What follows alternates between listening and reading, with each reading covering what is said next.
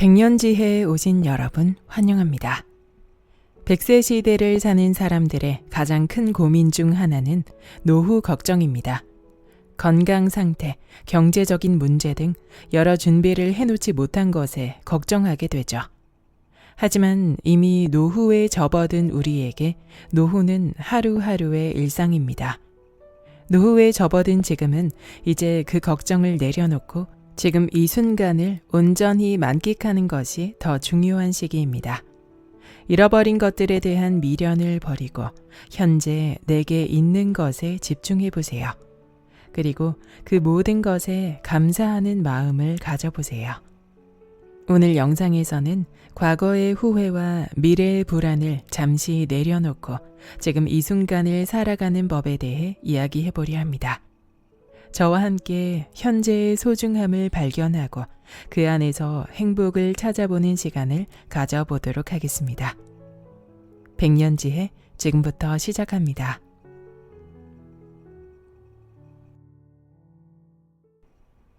노년이기에 노후 걱정은 필요 없다. 노후 불안은 크게 두 가지로 나뉩니다. 의료와 돌봄, 그리고 경제적인 문제입니다. 나이가 들면 병에 걸리거나 다른 사람의 손길이 필요해지기도 하죠.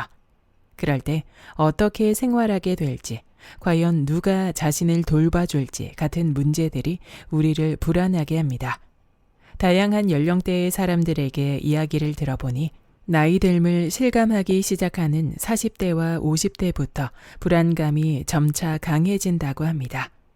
하지만 노후에 어떤 삶이 기다리고 있을지는 그때가 되지 않으면 아무도 알지 못합니다.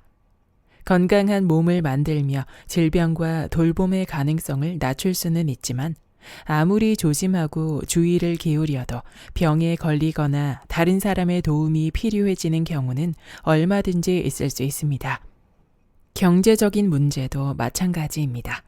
완벽한 대비란 없죠.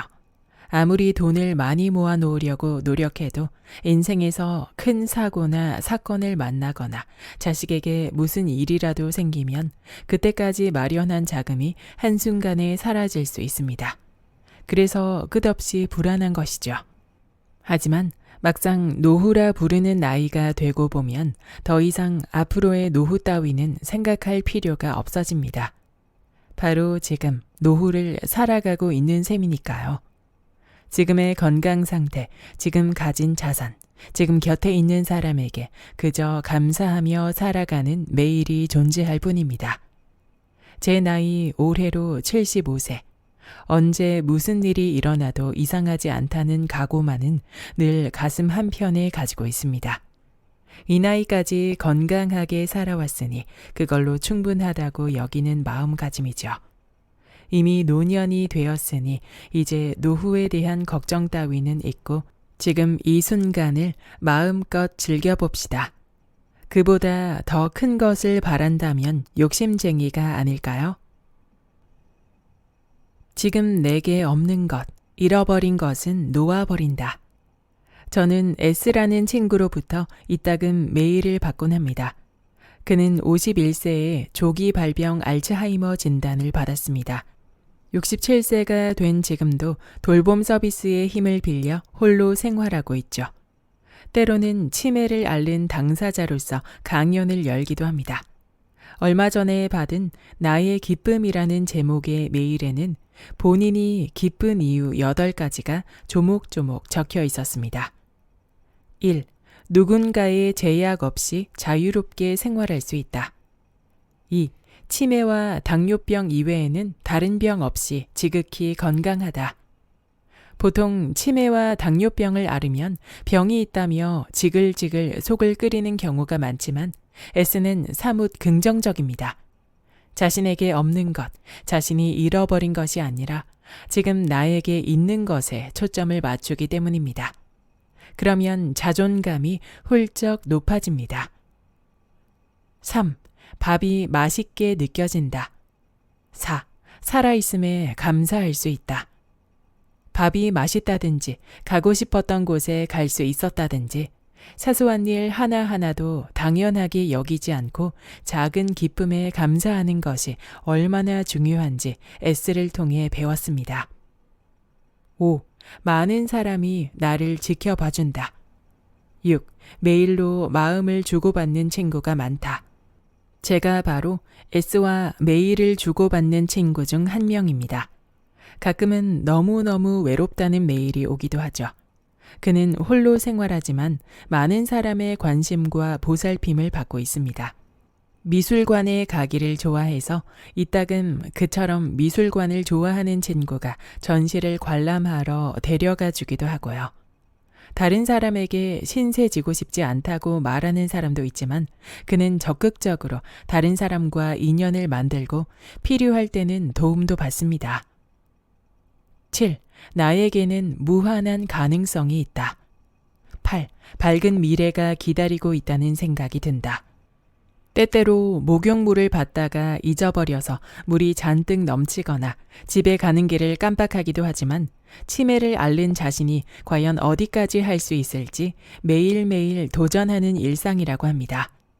하루하루 스트레스와 고단한 일상으로 마음이 꺾이기 쉬운 우리. S를 본받아 나의 기쁨이 무엇인지 적어보는 것도 마음을 어루만지는 좋은 방법일지 모릅니다.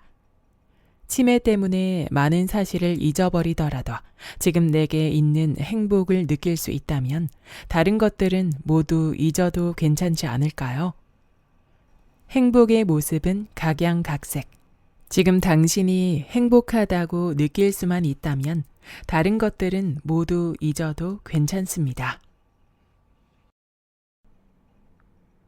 마지막을 미리 스스로 결정해둔다. 악성 림프종을 앓는 85세의 남성 환자가 가족과 함께 다른 지역에서 찾아왔습니다. 진료실에는 아들이 함께 들어왔습니다. 의사로 일한다는 아들은 아버지가 가능한 한 모든 치료를 받기를 원했습니다. 그러나 환자 본인의 생각은 달랐죠. 의견이 갈린 두 사람은 다른 의사의 소견을 구하러 저를 찾아온 참이었습니다. 이미 살 만큼 살았습니다. 아픈 건 더 이상 겪고 싶지 않아요. 그러니 항암 치료도 받고 싶지 않습니다. 환자는 그렇게 자신의 의지를 분명히 표현했습니다. 아버지와 아들, 그리고 저 사이에 여러 대화가 오간 후 반대하던 아들도 마지막에는 아버지의 의지를 존중하려 노력하는 모습을 보였습니다. 그 후 저는 밖에서 기다리던 손주들을 진료실 안으로 불러들여 이렇게 말했습니다.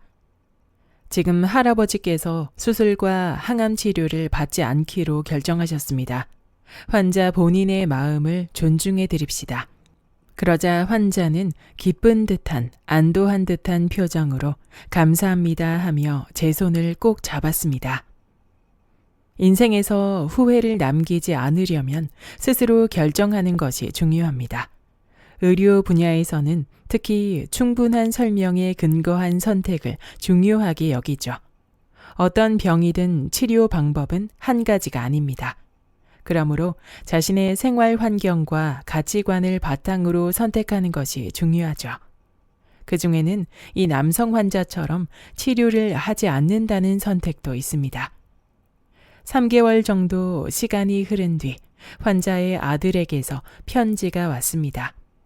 환자는 가족에게 고맙다, 이제 아무런 여한이 없구나, 사이좋게들 지내렴 이라는 말을 남기고 세상을 떠났다고 합니다. 떠나는 사람이 스스로 인정하고 받아들일 수 있는 삶을 살면 떠나보내는 가족 또한 마음이 편안합니다. 그런 것이야말로 행복한 죽음이 아닐까요? 어떤 최후를 맞고 싶은가? 어떤 치료나 돌봄을 받을 것인가? 아직은 의사의 판단에 또는 가족의 의견에 모조리 맡기는 사람이 대부분입니다. 자신의 마지막 순간을 어떻게 보내고 싶은지 진지하게 생각해 본 사람이 많지 않기 때문입니다. 병에 걸렸을 때, 다른 사람의 손길이 필요해졌을 때, 죽음이 눈앞에 다가왔을 때, 과연 나는 어떤 선택을 하고 싶은지 미리 생각해 두어야 합니다. 예를 들어 연명 치료를 해서라도 삶을 연장하고 싶다면 그러한 소망 역시 솔직하게 인정할 필요가 있습니다. 충분히 생각한 후에는 재수 없는 소리라며 꺼리지 말고 자신의 뜻을 가족이나 가까운 사람에게 제대로 전해둡시다. 뜻하지 않은 일이 벌어졌을 때 가족의 짐을 덜어주기 위해서라도 자신의 의견은 꼭 남겨두는 것이 좋으니까요. 행복한 최후의 필수 조건은 자기 결정입니다. 자신의 목숨을 스스로 결정짓는 것은 가족에게 주는 가장 큰 선물입니다. 끝까지 들어주셔서 감사합니다.